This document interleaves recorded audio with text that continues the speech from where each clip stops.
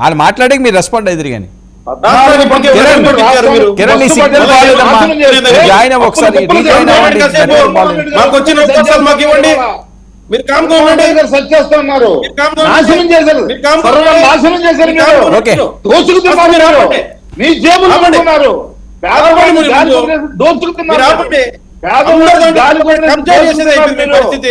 జన్మభూమి కమిటీల పేరుతో జన్మభూమి కమిటీలు చంద్రబాబు నాయుడు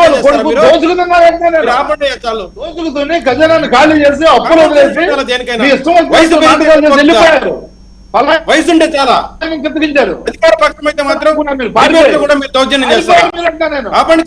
పారిపోయారు, అప్పులు కుప్పలు చేసి పారిపోయారు. ఇవాళ జగన్మోహన్ రెడ్డి చేస్తా ఉన్నారు. అన్ని రంగాల్లో అన్ని విధాలుగా కూడా ఇవాళ రాష్ట్రం అభివృద్ధి చెందుతుందంటే కేవలం జగన్మోహన్ రెడ్డి గారు ఇవాళ రాష్ట్రం తగలబడిపోయి ఉండేది. నారాయణమూర్తి గారు వాళ్ళు మాట్లాడినవరా? టైం వేస్ట్ కదండి. వాళ్ళు ఏం చెప్తున్నారు వినండి. ఒక్క నిమిషం వినండి. రాష్ట్రాన్ని మొత్తం తగలబెట్టేశారు, తాకట్టు పెట్టేసినారు. ఇక్కడ కూడా మాకు ఇచ్చిన అవకాశాన్ని కూడా లాక్కునేస్తారా? కాసేపు ఉండండి. ఓకే, మాట్లాడండి. ఇప్పుడు మా అభ్యర్థులు, మా నాయకులు ఎక్కడ పెడితే మీరు అక్కడ పోయి ముందే ప్లాన్ చేసుకోవాలన్నా మీ ఆలోచన? మా నియోజకవర్గం రైల్వే కోడూరులో ఇప్పుడే కొన్ని వేల చీరల పంపకాలు మొదలైనాయి.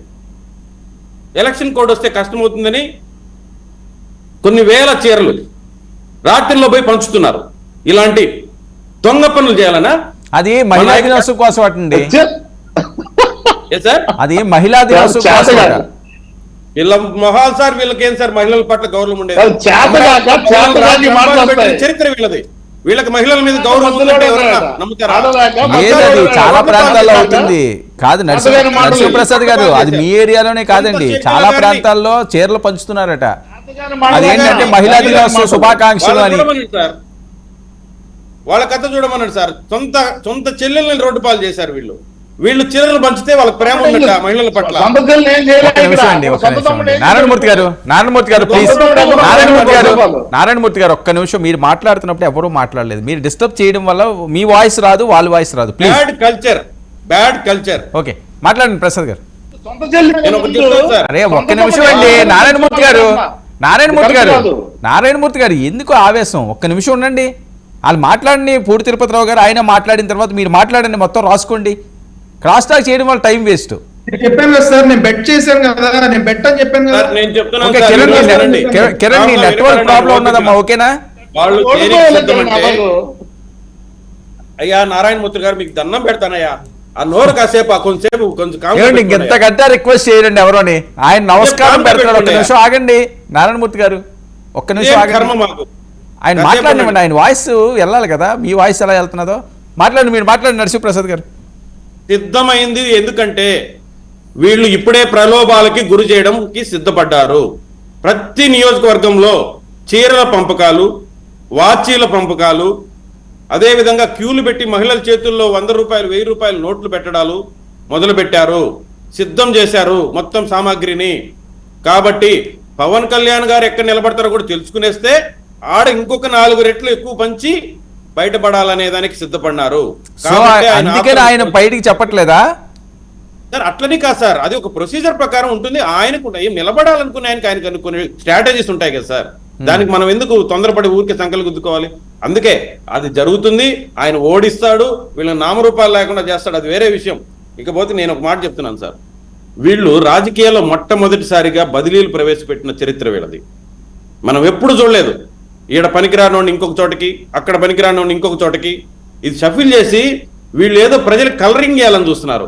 నేను ప్రత్యక్షంగా ఒకటి విన్నాను సార్.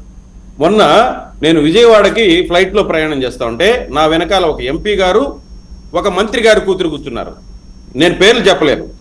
వాళ్ళ డిస్కషన్ పాపం దిగినంత వరకు కడుపు వాళ్ళ యొక్క బాధని, వాళ్ళ ఆక్రోశాన్ని వెళ్ళబుచ్చుకుంటున్నారు ఇద్దరు మాట్లాడుకొని.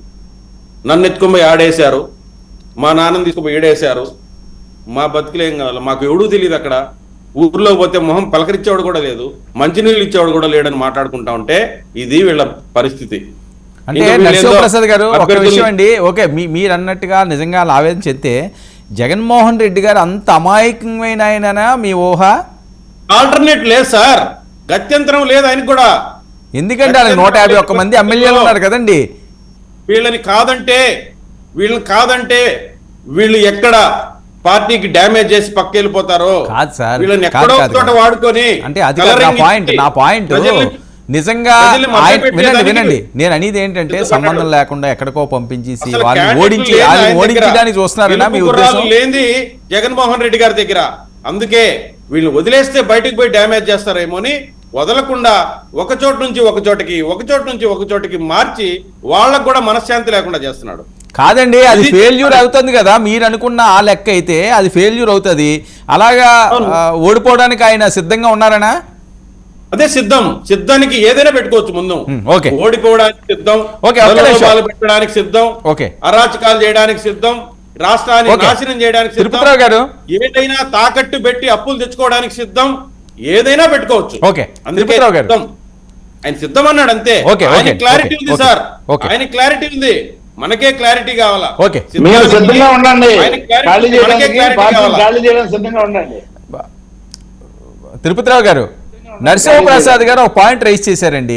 అందరూ చాలా ఇబ్బంది పడుతున్నారట, అంతా చాలా బాధపడుతున్నారట. ఓకే, మీకు సంబంధం లేనప్పటికీ కూడా మీరు చూసిన ఈ చాలా రాజకీయాలు చూశారు, చాలా ఎన్నికలు చూశారు, చాలా పార్టీలు చూశారు. ఓడిపోవడానికి ఎవరన్నా అభ్యర్థుల్ని వేరే ప్రాంతాలకి